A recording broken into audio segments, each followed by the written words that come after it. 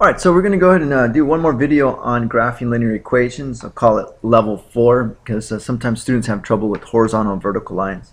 So we're still going to go through the same process, right? We're still going to try to solve for y if possible. We're still going to complete a t-chart, plot the points, and then connect the points, okay? And so you might find a problem, however, if you say solve for y and you see something like the following question right there. Okay, x equals 4. You say, wait a minute, there is no y. Where is the y? Well, there's no y, so I can't solve for y. I can go to my next step and create a t-chart. Make a t-chart, and here's x and y. And the only rule in this t-chart is to follow what they tell me right here. X must equal 4. Okay, so there's 4. I'm going to try 4 different values for 4, 4, 4, and 4. So all this holds true. Now for y, I can use whatever values I need to. So I'm going to use -1, 0, 1, and 2. Now I can just come straight to my chart and go ahead and graph those points.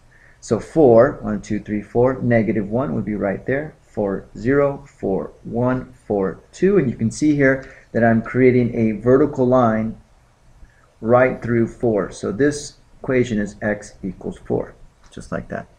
That's how easy that is.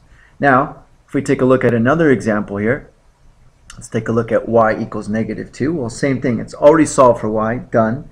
Make yourself a little t-chart, except this time the only rule is that y has to be -2. So I'll go ahead and put -2 4 times there. And again, I can choose whatever I want for x. So I'll use -1, 0, 1, and 2. And so I'm going to go ahead and graph this one. And I'm going to graph it, and I'll go ahead and highlight it so you can see the difference between the two.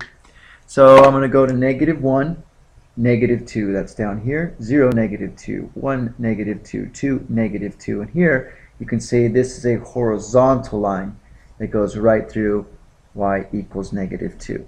So that's my graph for the y portion. Horizontal line is a flat line, and the vertical line is going up and down.